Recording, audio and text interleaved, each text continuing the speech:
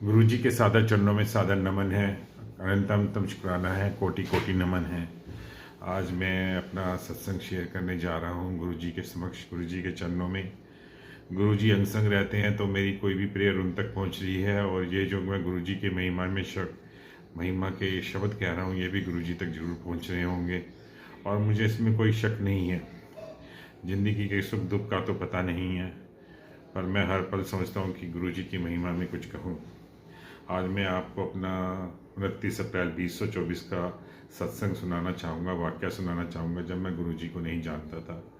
और मेरी पत्नी ने आके मुझे कहा कि भाई गुरु जी के हमने सत्संगों में जाना है। और मैंने कहा भाई पहले आप ये देख लो कि जो गुरु जी हैं, कौन से गुरु जी हैं जिनके सत्संग में हमें जाना है। ऐसा ना हो हम किसी गलत गुरु जी के दरबार में पहुंच जाएं। तो उन्होंने कहा नहीं, मैंने कंफर्म कर ली है, डुगरी वाले गुरुजी हैं, हमें उनके सत्संग में जाना है।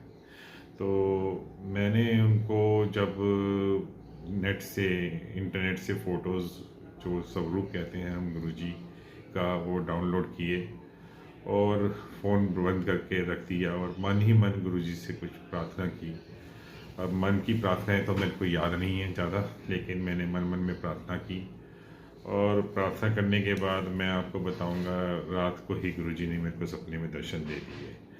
कहने का अभिप्राय ये है कि भी आपकी हर प्रार्थना गुरुजी तक पहुंचती है, आपकी हर प्रेयर गुरुजी तक पहुंचती है। ये जरूरी नहीं कि आप उनके स्वरूप के आगे हों, आप सत्संग में हो या आप किसी मंदिर में खड़े हों।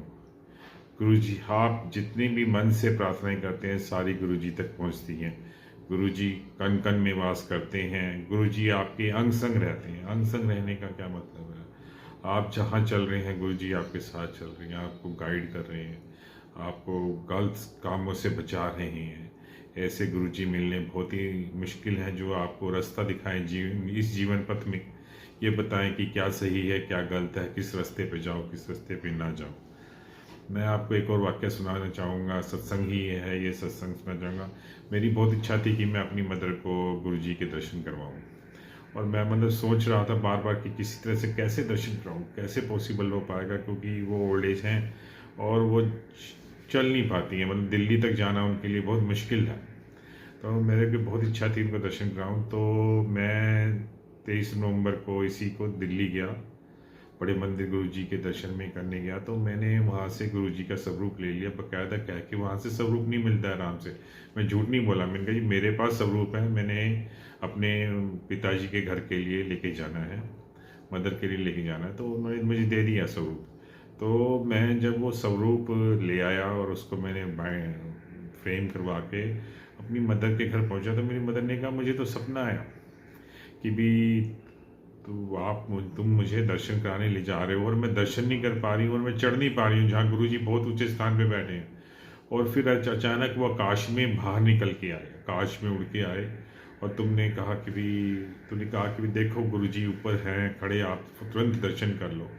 तो बेसिकली मैं गुरुजी के अपनी मदर को गुरुजी के दिल्ली के बड़े मंदिर के दर्शन कराना चाहता था। फिर मैं स्वरूप लेके गया उनके पास, तो उन्हें बताया उनको पहले ही सपना आया हुआ है कि भी गुरुजी उनको दर्शन देंगे। कहने का अभिप्राय यही है कि भी गुरुजी आपकी सारी बातें जानते हैं, आपके मन को जानते हैं। आप अपनी भावनाएं पवित्र रखें। गुरुजी ने कभी कोई प्रवचन नहीं दिए, हमेशा दूसरों के दुख ही हरे हैं। कोई किसी प्रॉब्लम से आया, कोई किसी प्रॉब्लम से आ रहा है, किसी की कोर्ट केस है, किसी की ज़िंदगी में प्रॉब्लम है, किसी को बीमारी है, सब गुरुजी ने सब हर लिए, सबके सब दुख हर लिए। और ये कहा कि हमेशा एक ही बात कही कि ये कहा कि चंगे कर्म करो, अच्छे कर्म करो। जो गुरुजी शब्द कीर्तन करवाते हैं, शब्दवाणी करवाते हैं, उसमें कुछ नहीं है, सिर्फ ये लिखा है कि आप अपना आचरण पवित्र रखें, गुरु का ध्यान लगाएं और अपना बिहेवियर अच्छा रखें, दूसरों के प्रति अच्छे रहें, अच्छे भाव करें, अच्छे कर्म करें, किसी का नुकसान ना करें। आज जब गुरुजी डिवाइन फॉर्म में है अपनी, तो मैं उनकी कही हुई बातों को, उनके मजाक को भी मैं उनका उपदेश मानता हूँ और उनको अपने आचरण में लाता हूँ और उनके अनुसरण करने की कोशिश करता हूँ। आप मेरे कहने का ये मतलब है, आप गुरुजी को मन से ध्याएं, जितना ज़्यादा हो सके उनके मंत्र का जाप करें। ये आपके पहले भी कोई गुरुजी थे, उन्होंने भी कोई मंत्र दिया था, नाम दान दिया था, उसका भी आप उसी मंत्र का भी जाप करें, उसको भी ना बिल्कुल छोड़ें।